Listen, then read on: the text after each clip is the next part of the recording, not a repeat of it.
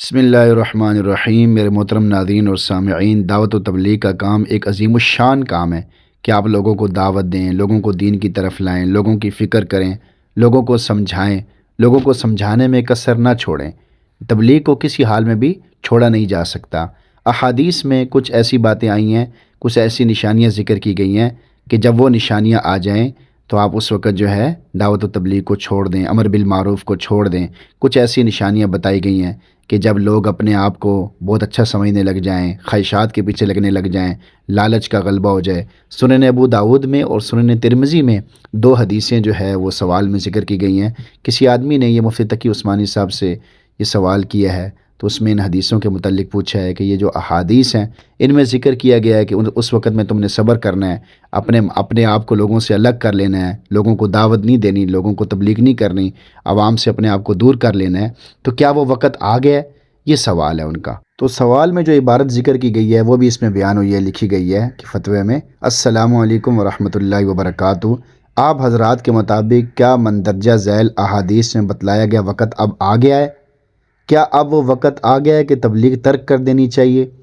کیا ان احادیث میں بتلائی گئی نشانیاں اب ظہور پذیر ہیں؟ یعنی یہ جو نشانیاں ان احادیث میں ذکر کی گئی ہیں، نیچے پھر انہوں نے ان احادیث کو بھی ذکر کیا ہے۔ بہت لمبا یہ سوال کیا ہے لیکن بہت اہم سوال کیا ہے کہ آج کل کے زمانے میں دین کی دعوت دی جائے نہ دی جائے، لوگوں کو سمجھایا جائے نہ سمجھایا جائے، کیا کیا جائے؟ کیونکہ بہت ساری نشانیاں جو ہے وہ پائی جا رہی ہیں، لوگ اپنی رائے کو اچھا سمجھتے ہیں، کسی کی کوئی بات نہیں مانتے اور کسی کی بات پہ عمل نہیں کرتے، بلکہ اپنی بات کو بہتر سمجھتے ہیں، اپنے آپ کو سب سے بہتر سمجھتے ہیں اور خواہشات کے پیچھے چل رہے ہیں اور لالچ کی کثرت ہے۔ تو اس وقت میں اب کیا ایسا کرنا چاہیے کہ تبلیغ چھوڑ دینی چاہیے؟ کیونکہ ان دونوں احادیث میں جو جو نشانیاں ذکر کی گئی ہیں وہ سب موجود ہیں، لوگ ایسا ہی کر رہے ہیں، بالکل ایسا ہی ہو رہا ہے۔ تو کیا واقعی ایسا کرنا چاہیے کہ جو ہے وہ تبلیغ چھوڑ دینی چاہیے، دین کی کوئی دعوت نہیں دینی چاہیے، دین کی کوئی بات نہیں کرنی چاہیے؟ کیا واقعی یہ بات ہے؟ سوال کا جو دوسرا جز ہے، مندرجہ بالا احادیث کی مفصل تشریح مطلوب ہے۔ نیز دا عنک العوام اور دا امر العوام میں امر العوام سے مراد کون کون سی چیزیں ہیں؟ عوام کے کاموں کو چھوڑ دیں اور عوام سے اپنے آپ کو الگ کر لیں، اس سے کیا مراد ہے؟ سوال کا جو تیسرا جز ہے، شیخ الاسلام مفتی تقی عثمانی صاحب مد ظلہ کے نزدیک کیا ان احادیث میں مذکورہ زمانہ آ گیا ہے؟ میں نے ایک مفتی صاحب کی تحریر کس جگہ پڑھی تھی کہ شیخ الاسلام مفتی تقی صاحب مد ظلہ کا موقف اب یہ ہے کہ ان احادیث میں مذکور زمانہ آ گیا ہے۔ کیا آپ شیخ الاسلام مفتی تقی عثمانی صاحب مد ظلہ سے اس بارے میں تصدیق کر سکتے ہیں؟ نوٹ: یہ بہت اہم موضوع ہے۔ اگر آپ نے شیخ الاسلام مفتی تقی عثمانی صاحب مد ظلہ سے مذکورہ بات کی تصدیق کروا دی تو بہت لوگوں کی تشفی ہو جائے گی، یعنی ان کو فائدہ ہو جائے گا۔ شیخ الاسلام مفتی تقی عثمانی مد ظلہ نے 1968 میں لکھے گئے ایک جواب میں تحریر فرمایا تھا: سوال: جب تم دیکھو کہ حرص کی اطاعت کی جا رہی ہے، خواہش نفس کی پیروی کی جا رہی ہے، دنیا کو آخرت پر ترجیح دی جا رہی ہے اور ہر شخص اپنی رائے کو اچھا سمجھتا ہے، تو اپنی فکر کرو اور عوام کی فکر چھوڑ دو۔ کیا وہ وقت اس وقت موجود ہے؟ اگر موجود ہے تو عوام کی فکر، اس میں کون سے امور شامل ہیں؟ کیا تبلیغ چھوڑ دی جائے؟ جواب: حدیث مذکور میں جس زمانے کا ذکر ہے بظاہر ابھی وہ دور نہیں آیا، ابھی تبلیغ دین کا فریضہ ساقط نہیں ہوا، بحالات موجودہ تبلیغ فائدے سے خالی نہیں، یعنی تبلیغ کرنی چاہیے۔ اس فتوے پر 28 صفر 1388 مئی 1968 تاریخ درج ہے۔ اس فتوے کو لکھے ہوئے اندازاً 56 سال ہونے کو ہیں۔ حکیم الامت مولانا اشرف علی تھانوی رحمہ اللہ نے آج سے تقریباً 95 سال پہلے 29 جمادی الاول 1348 و مطابق 2 نومبر 1929 کو ایک وعظ المرابطہ میں اس وقت کو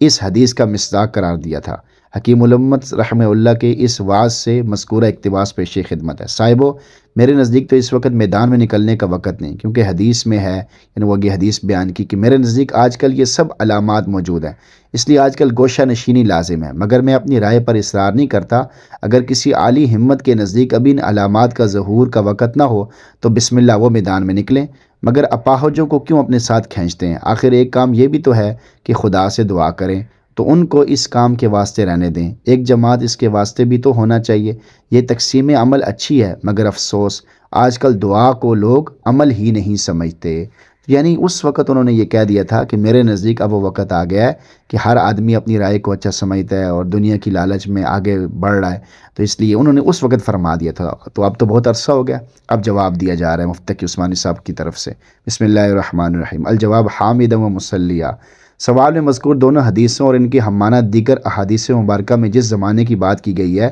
اس کے بارے میں خلاصہ یہ ہے کہ امر بالمعروف نہی عن المنکر اس زمانے تک واجب ہے جب تک اس سے فائدہ متوقع ہو، اور اگر شہوت پرستی، حرص، خواہش نفس کی پیروی وغیرہ امراض اتنے پھیل جائیں کہ امر بالمعروف نہی عن المنکر سے کوئی فائدہ نہ ہو بلکہ اس کے برعکس نقصان پہنچنے کا اندیشہ ہو، فتنے میں خود مبتلا ہونے کا غالب گمان ہو، تو اس وقت امر بالمعروف نہی عن المنکر چھوڑ کر خود دین پر قائم رہنا، نیز عوام الناس کے ساتھ اختلاط موجب فتنہ ہونے کی وجہ سے ان سے بھی حد الامکان دوری اختیار کرنا ضروری ہے۔ چنانچہ دوسری حدیث میں ہے جس کا ترجمہ یہ ہے کہ یعنی جب تم ایسے منکرات دیکھو جن کو دفع کرنے کی قوت تم میں نہیں ہے، لہٰذا حدیث میں مذکور زمانہ بھی مکمل طور پر نہیں آیا، اس لیے سب کے لیے تبلیغ چھوڑ کر گھر بیٹھ جانا لازم نہیں، بلکہ اس کو خاص حالات پر محمول کیا جائے گا کہ خاص حالات میں مجبوراً لوگوں کے لیے امر بالمعروف نہی عن المنکر کو چھوڑا جائے گا، اور اپنے اعمال کو درست کرنے کی فکر میں لگنا چاہیے، یعنی اس وقت پھر چھوڑا جائے گا، وہ وقت ابھی تک نہیں آیا۔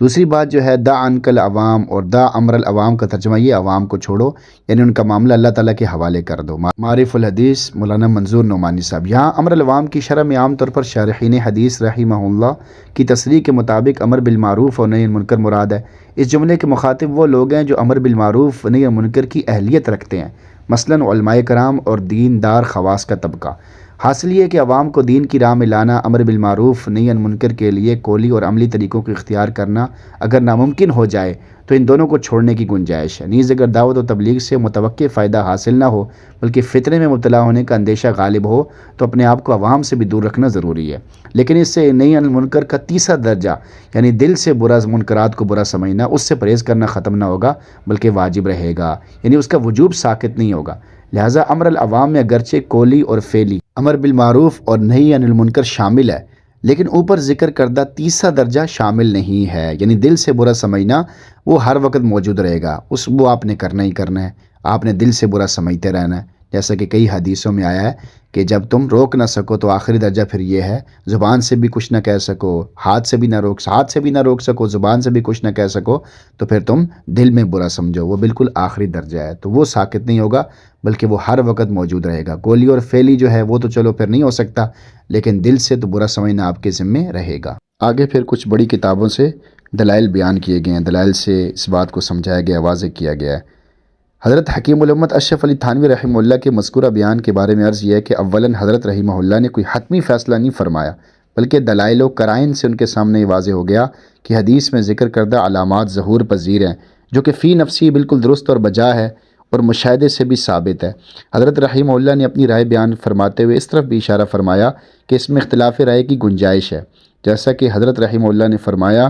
مگر میں اپنی رائے پر اصرار نہیں کرتا، اگر کسی عالی ہمت کے نزدیک ابھی ان علامات کے ظہور کا وقت نہ ہو تو بسم اللہ وہ میدان میں نکلیں۔ دوسری بات یہ ہے کہ اس خطاب میں حضرت رحمہ اللہ نے اپنے متوسلین کے لیے حالات حاضرہ میں کام کرنے کے لیے منہج کی طرف اشارہ فرمایا ہے اور تقسیم عمل کی ترغیب دی ہے، جس کا خلاصہ یہ ہے کہ آدمی اپنی حدود میں رہتے ہوئے پہلے اپنی اصلاح کرے، زمانے کا لحاظ رکھتے ہوئے اقدامی انداز چھوڑ کر دفاعی انداز اختیار کرے،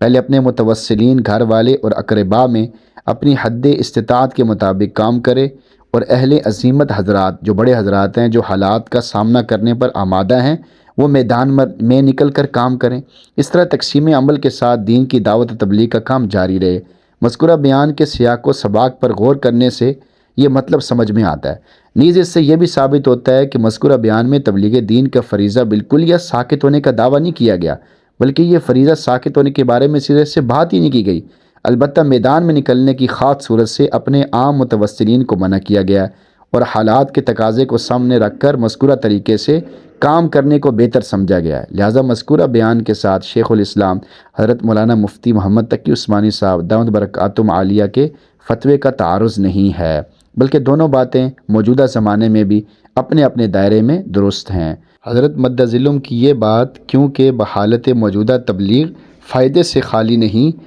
موجودہ دور پر بھی صادق آ رہی ہے، آج بھی ماشاءاللہ اس کے فائدے بالکل واضح نظر آ رہے ہیں، دعوت و تبلیغ کے لوگ جو ہے دین پر چل رہے ہیں۔ ایک اصولی بات ذہن نشین کر لینی چاہیے، تبلیغ دین یا امر و نہی کا فریضہ بنفس ہی ایک مستقل فرض ہے جو سینکڑوں آیات و احادیث سے ثابت ہے، اور جب کہ یہ ایک فرض کام ہے تو آخری زمانے میں اس کے ساقط ہونے کا مطلب یہ نہیں کہ کسی ایک زمانے میں ساقط ہو جائے گا پھر سرے سے یہ واجب نہیں رہے گا اور اس کے بعد سے تا قیامت امر بالمعروف اور نہی عن المنکر ممنوع ہو جائے گا، بلکہ تبلیغ دین امر بالمعروف نہی عن المنکر کے فرض رہنا یا نہ رہنا افادیت کے ساتھ اور موجب فتنہ نہ ہونے کے ساتھ مشروط ہے۔ لہٰذا امر بالمعروف نہی عن المنکر کی اہلیت رکھنے والوں کو جب بھی امر و نہی کی استطاعت ہو اور اس کی افادیت بھی ظاہر ہو تو ان کے لیے ضروری ہے کہ امر و نہی کا فریضہ ادا کریں۔ اس لیے اپنی استطاعت کے دائرے میں دین کی دعوت یعنی امر بالمعروف نہی عن المنکر کا فریضہ صاحب استطاعت سے ساقط نہیں ہوتا۔ اس کی دلیل میں حدیث شریف ملاحظہ فرمائیے، بہت زبردست حدیث ہے۔ حضرت جریر ابن عبداللہ رضی اللہ عنہ سے روایت ہے کہ میں نے رسول اللہ صلی اللہ علیہ وسلم سے سنا،